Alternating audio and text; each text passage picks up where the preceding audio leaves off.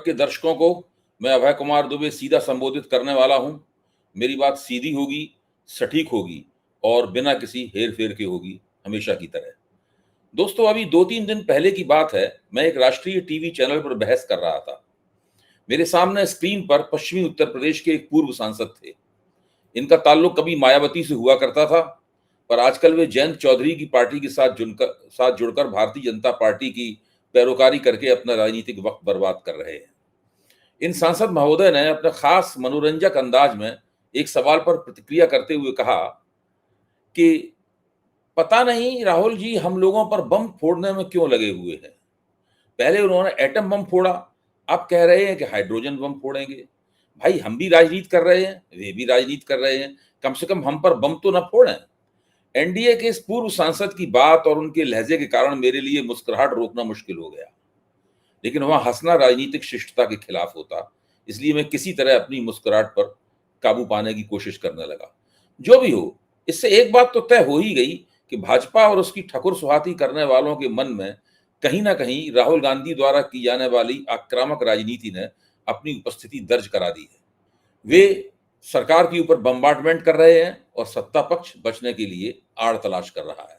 मैंने अपने मित्रों से पूछा कि आप मूल्यांकन कीजिए और जरा मुझे अपनी राय बताइए कि क्या पहले कभी विपक्ष के किसी नेता ने इस पायदान की राजनीति की है। मेरे मित्रगण भी मेरी तरह लगातार राजनीति पर विचार करते रहते हैं।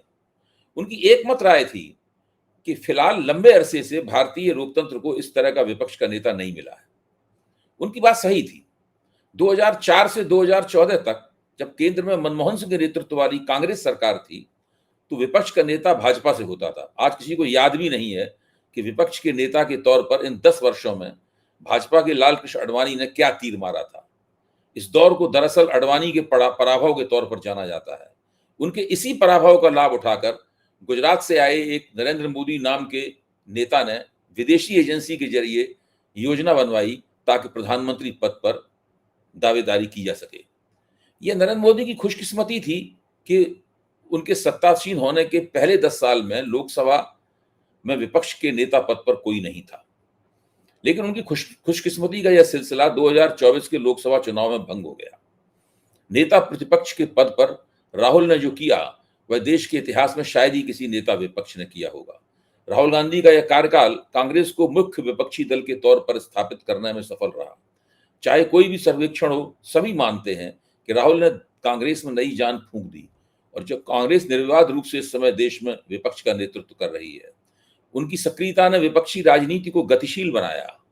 वरिष्ठ पत्रकार नीरजा चौधरी ने कहा है कि राहुल के लिए उनका यह कार्यकाल उनके राजनीतिक मादे की परीक्षा था और अब वे लंबी दौड़ के लिए तैयार हो रहे हैं। राहुल की सक्रियता अपने आप में इस बात की गवाही देती है। नेता प्रतिपक्ष के तौर पर उन्होंने बीते एक साल में 16 राज्यों के दौरे किए, 115 संवाद कार्यक्रमों में जनता से बातचीत की और संसद में 16 बार जनता के मुद्दों पर सरकार को घेरा।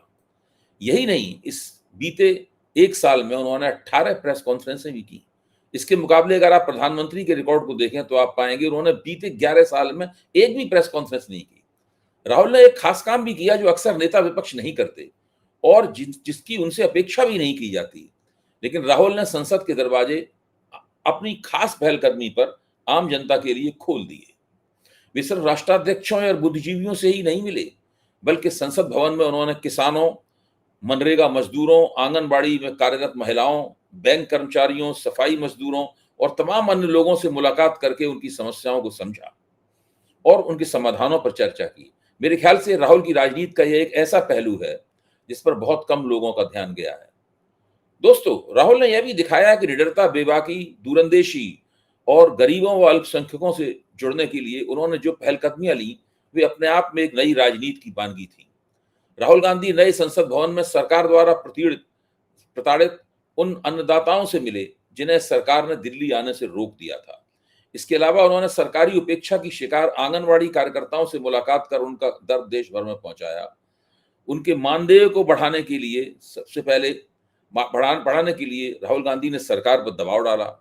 नेता प्रतिपक्ष बनते ही राहुल ने सबसे पहले उन पत्रकारों को आजाद कराया जिन्हें इस सरकार ने संसद भवन के परिसर में घूमने और सांसदों से सवाल पूछने या बाइट लेने से रोककर एक शीशे के दड़बे में कैद कर दिया था। इसके अलावा राहुल ने मीडिया की स्वतंत्रता को प्रभावित करने वाले ब्रॉडकास्ट बिल का जबरदस्त विरोध कर सरकार को उसे वापस लेने पर मजबूर कर दिया। बजट पर ऐतिहासिक भाषण देते हुए उन्होंने कहा, सरकार अगर अरबपतियों के फायदे के लिए बजट बनाना छोड़कर किसानों, महिलाओं और हाशिए पर पड़े लोगों के लिए बजट बनाए, तब असल मायने में देश की अर्थव्यवस्था प्रगति करेगी। राहुल गांधी ने मुद्दा उठाया, इसीलिए सरकार को सिविल सेवाओं में लेटरल एंट्री बिल नोटिफिकेशन वापस लेना पड़ा। जब राहुल ने जलते हुए मणिपुर पर सरकार की नाकामी को जनता की सबसे बड़ी अदालत में बेनकाब किया, तो मोदी सरकार को मजबूरन वहां राष्ट्रपति शासन लगाना पड़ा। नेता प्रतिपक्ष के रूप में राहुल गांधी ने मणिपुर के शरणार्थी कैंपों का दौरा करके पीड़ितों के आंसू पहुंचे, उन्हें न्याय का विश्वास दिलाया और वहां से आने के बाद जब भी मौका मिला संसद से लेकर सड़क तक मणिपुर के बारे में पूरे देश को जानकारी दी। दोस्तों, राहुल ने एक ऐसा काम और किया है जो पिछड़े वर्ग के नेताओं वाली पार्टियों के अलावा किसी राष्ट्रीय दल द्वारा पहली बार किया गया है।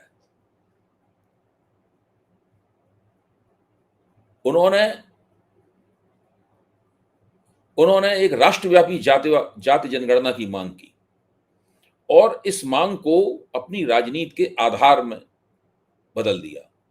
इसका असर अप्रैल 2025 में दिखा, जब केंद्र सरकार को उसे स्वीकार करना पड़ा।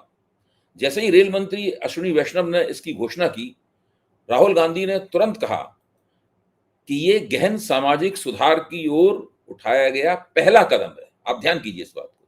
उन्होंने इसे ये नहीं कहा कि हमारी अब जीत हो गई और बल्ले बल्ले है, सामाजिक न्याय की बल्ले बल्ले हो गई। उन्होंने कहा कि ये एक पहला कदम है। राहुल गांधी की इस जीत को सारे विपक्ष की जीत के तौर पर देखा गया, क्योंकि इससे सरकार पर दबाव पड़ा। वरना होता क्या था, प्रधानमंत्री जातिगत जनगणना की मांग करने वाले लोगों को अर्बन नक्सल कहते थे। संविधान के 75 साल पूरे होने पर राहुल गांधी ने अपने भाषण में संविधान और मनुस्मृति के बीच के विरोधाभासों को आम जनता तक पहुंचाया। यह बात काबिल तारीफ रही। देश की जनता की समझ में आ गया है कि मनुस्मृति को मानने वाले लोगों को आखिरकार संविधान क्यों चुभता है। एकलव्य की कहानी को भला कौन भूल सकता है। अभिमन्यु के चक्रव्यूह में युद्ध की चर्चा घर घर हुई और पूरा देश उनके द्वारा दिखाई गई अभय मुद्रा को समझ गया। भारत जोड़ो यात्रा और न्याय यात्रा के बारे में सभी लोग जानते हैं। इन यात्राओं के बाद उन्होंने विपक्ष के नेता के तौर पर पंजाब के बाढ़ प्रभावित क्षेत्रों का दौरा किया, मणिपुर के हिंसा प्रभावित इलाकों और अन्य संकटग्रस्त जगहों का दौरा किया। 2023 की मणिपुर हिंसा के दौरान उन्होंने खतरनाक परिस्थितियों में वहां की यात्रा पहले ही कर चुके थे।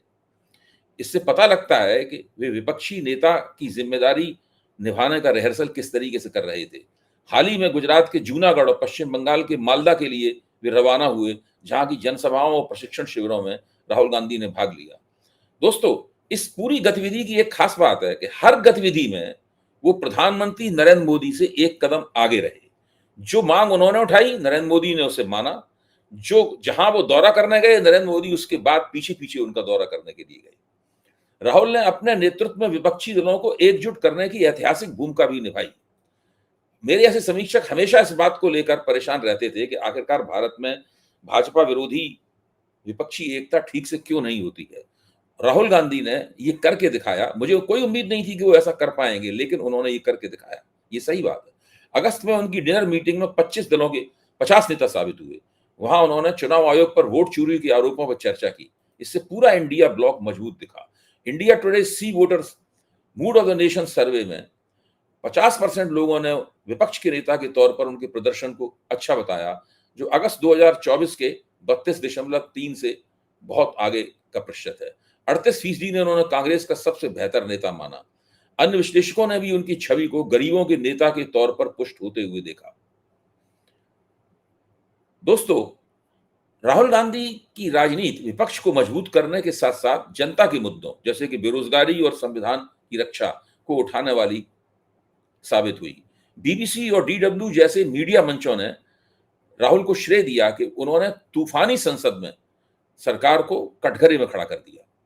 राहुल गांधी ने ओबीसी कर्मचारियों और बहुजन अर्थशास्त्रियों से मुलाकात की। उनसे वायदा किया कि वंचित समुदायों के लिए वे विशेष कार्यक्रम और धन आवंटन के लिए सरकार पर दबाव डालेंगे।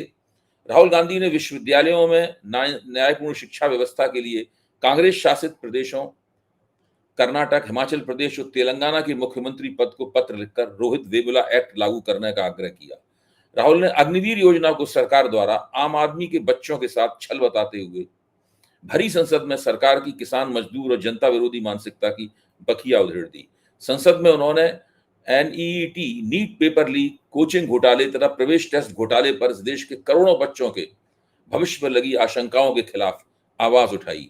उन्होंने लोको पायलट भर्ती विज्ञापनों पर सवाल उठाकर सरकार को उसे रद्द करने के लिए मजबूर किया।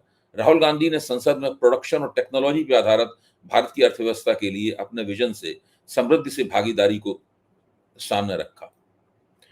दोस्तों, राहुल गांधी की ये तमाम गतिविधियां जिस राजनीति का चित्र आपके सामने उकेरती हैं, दरअसल वही राजनीति भारत को एक विकसित राष्ट्र बनाने की तरफ ले जाएगी, न कि वो राजनीति जिसके तहत नरेंद्र मोदी और उनके पैरोकार एक झूठी गुलाबी तस्वीर हम लोगों के सामने पेश करते रहते हैं। राहुल गांधी ने सदन में हमेशा युवाओं, बेरोजगारों, किसानों और गिग वर्कर्स की समस्याओं पर बातचीत की। उन्होंने आर्टिफिशियल इंटेलिजेंस और भविष्य में ड्रोन से होने वाले युद्धों पर कई तथ्यात्मक बातें करके देश की जानकारी बढ़ाई। इसका प्रमाण आज साफ दिख रहा है। Rahul Gandhi all India institute for medical sciences गए और वहां जबरदस्त सर्दी में फुटपाथ पर लेटे उन लोगों से मिले जो इलाज कराने के लिए देश के दूर दराज हिस्सों से दिल्ली आते हैं। उन्होंने केंद्रीय स्वास्थ्य मंत्री और दिल्ली की मुख्यमंत्री को पत्र लिखकर इनकी पर्याप्त मदद करने की अपील भी की। यही नहीं, राहुल गांधी ने सुल्तानपुर में रामचेत मोची से मिलकर यह समझने का प्रयास किया कि कैसे इस ग्रामीण हुनर को बड़े स्तर पर सम्मान दिलाया जा सकता है। राहुल गांधी ने दिल्ली की एक सब्जी मंडी में जाकर वहां मौजूद महिलाओं और गृहिणियों से कमर तोड़ महंगाई पर चर्चा की। इसके अलावा उन्होंने नई दिल्ली रेलवे स्टेशन जाकर उन बहादुर कुलियों से मुलाकात की जिन्होंने कुंभ यात्रियों की भगदड़ के दौरान हजारों लोगों की जानें बचाई थी। दोस्तों, पहलगाम आतंकी हमले के बाद हुए ऑपरेशन सिंदूर, अमेरिकी राष्ट्रपति द्वारा घोषित सीज फायर के दावे के बाद राहुल जी ने प्रधानमंत्री को पत्र लिखकर संसद का विशेष सत्र बुलाने की मांग की। इससे पहले उन्होंने पहलगाम और पूंछ का दौरा करके घायलों और आतंक पीड़ितों से मुलाकात की। राहुल जी ने 2020 में गैंगरेप का शिकार हुई हाथरस की बेटी के परिवार से मुलाकात की। उन्हें हर तौर पर मदद करने का आश्वासन दिया। परिवार को पुनर्वास का उन्होंने आश्वासन दिया। देश के तमाम पार्टियों के नेता जिस समय सरकार के आगे घुटने टेक चुके थे, उस समय राहुल गांधी बिना डरे, बिना झुके मोदी सरकार के क्रोनी कैपिटलिज्म और अडानी के महाघोटालों के ऊपर सवाल उठाते रहे। दोस्तों, राहुल गांधी ने लगातार लोगों के मुद्दों को उठाया है। उन्होंने परिणाम की कोई चिंता नहीं की, उन्होंने कोई डर व्यक्त नहीं किया, उन्होंने कोई समझौता नहीं किया और पिछले 1 साल में बतौर नेता प्रतिपक्ष उन्होंने लोगों में फिर से ये यकीन पैदा कर दिया है कि अहंकारी सत्ता को जवाबदेह बनाया जा सकता है और जनता के मुद्दों को उठाना ही विपक्ष की सबसे बड़ी प्राथमिकता होनी चाहिए और इस काम को करने से उन्हें दुनिया में कोई ताकत नहीं रोक सकती। दोस्तों, आप लोगों को क्रांतिकारी आंदोलन में बलिदानियों द्वारा गाई गई एक कविता की वह पंक्ति आज भी याद होगी जो कहती है कि अब तेरी हिम्मत का चर्चा गैर की महफिल में है। यही स्थिति इस समय देश की राजनीति में है। राहुल के विरोधी भी उनकी हिम्मत, दिलेरी, संघर्ष क्षमता और स्पष्टवादिता की दाद देने लगे हैं। धन्यवाद दोस्तों, अगर आपको मेरा ये वीडियो पसंद आया है और आप चाहते हैं कि मैं भविष्य में भी इसी लहजे में, इसी तरह के तथ्यों के साथ में, इसी तरह की तर्क योजना के साथ में आपके सामने अपने वीडियो पेश करता रहूं, तो आप नई पर को सब्सक्राइब करें, हमें प्रोत्साहित करें ताकि हम इसी तरीके से एक ऐसी पत्रकारिता करते रहें जो सत्ता को चुनौती दे और जनता के साथ जुड़ी हुई हो। धन्यवाद।